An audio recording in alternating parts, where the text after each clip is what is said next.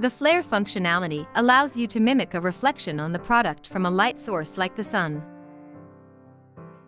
Go to the Insert tab and choose Flare to insert it into the scene.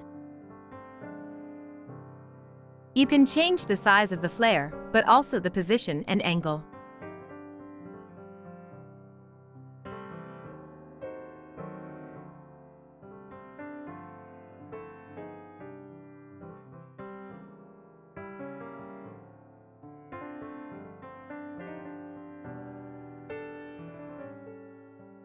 The flare will only be visible if you view it from the right angle, but if you want the flare to be visible from multiple angles, duplicate the flare and adjust the position and angle accordingly.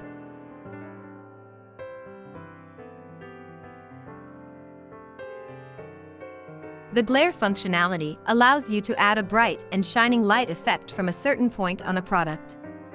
This is especially interesting for products with a light source in it like lamps, or if you want to create an extra shiny effect on a product like jewelry.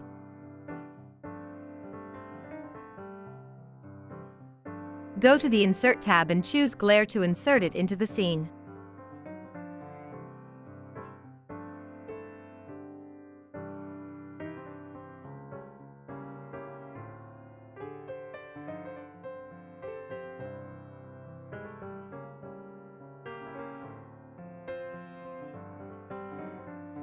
You can change the direction from which the glare can be seen.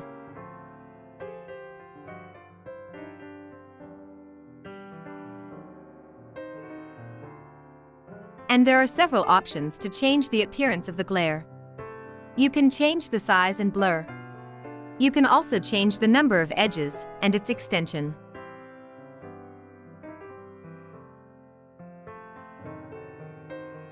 And for extra visual effects, you can change the colors of the light and its flare.